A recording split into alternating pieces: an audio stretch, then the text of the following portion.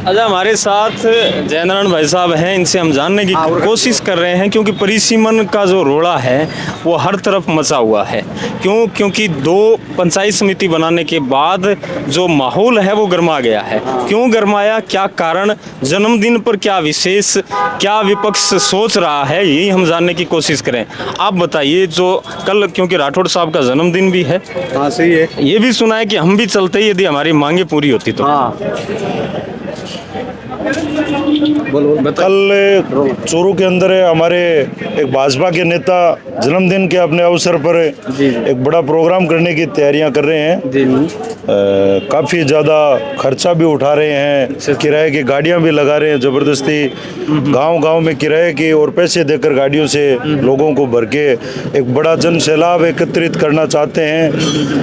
तो मेरी एक निजी सलाह है भाजपा के नेता राजेंद्र सिंह राठौड़ को कि मंत्री जी, नेता तो आप पहले भी बन चुके हैं और पिछले लंबे समय से 35 वर्षों से चूरू की जनता आपको भुगत भी रही है। आज आप सरकार में हो, सरकार में होने का जनता को ये पानी और बिजली की व्यवस्था आप तारानगर में करवा के अगर जन्मदिन बनाते तो शायद उससे अच्छा जन्मदिन तारानगर में हम ही बना देते। आपको जिला हेडक्वार्टर पर और पैसे देकर गाड़ियों को बुलाने की आवश्यकता नहीं होती है। बिल्कुल बिल्कुल। देखिए, मेन मकसद यही है। परिसीमन जो हो रहा है, पुनर्गठन जो हो रहा है, उस पर आपकी क्या राय है? तारानगर तहसील शहर और देहात की जनता का बेड़ा गर्क करने की ठान ली है राजेंद्र सिंह राठौड़ ने कि तारानगर की जनता ने मुझे चुनाव हरा दिया, अब मैं इस जनता को कोई सूरत में नहीं बख्शूंगा। ये सौगन उस नेता ने खा ली है। तारानगर से आगे के गांव को भालेरी में एकत्रित कर लिया। अपनी कास्ट के गांव ढूंढ रहा है। इतने बड़े नेता को शर्म आनी चाहिए। वो अपने को 36 कौम का नेता, उसको मंच पे बोलने का अधिकार मेरे हिसाब से नहीं बचा है। जो राजपूत कास्ट के पर्सनली गांवों को बीच में निकाल कर भालेरी में जोड़ना कहाँ तक उचित है? मुझे लगता है कि अगर समय पे मंत्री जी आपने निर्णय और अपनी सोच को नहीं बदला तो आपका समाज भी आपको ज्यादा दिन अब और मानने वाला नहीं है। क्योंकि वो लोग रामपुरा से, अड़ाइला से, छत्तू सिंह ढाणी से, रेडी से चल के लोग भालेरी पंचायत समिति में अपने छोटे छोटे कामों के लिए जब धक्के खाएंगे तो निश्चित रूप से मंत्री जी को गालियां निकालेंगे और उनको गालियां देंगे। मैं मानता हूं कि परिसीमन से नहीं तो राजेंद्र सिंह राठौड़ विधानसभा पहुंच सकते हैं। और इस तरीके के परिसीमन से मैं राजेंद्र सिंह राठौड़ और पराक्रम सिंह राठौड़ दोनों का भविष्य राजनीति में अंधकार में समझता हूं कि वो लोग इतने डरे हुए हैं, घबराए हुए हैं।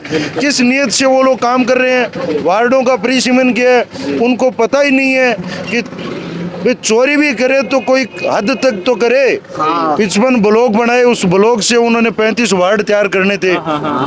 जिन ब्लॉकों का वार्डों से कोई ताल्लुक ही नहीं है, 2 किलोमीटर तक उनकी कोई सीमा नहीं लगती है, उन ब्लॉकों का नाम लिख के आंशिक और पूर्ण दिखा के उन्होंने वार्ड तैयार कर दिए। 300 400 वोटों के अपने वार्ड तैयार करिए। कांग्रेस के जहां पहले से पार्षद जीते हुए थे वहां की संख्या, वोटों की संख्या 1500 2000 के नजदीक जाई हुई है।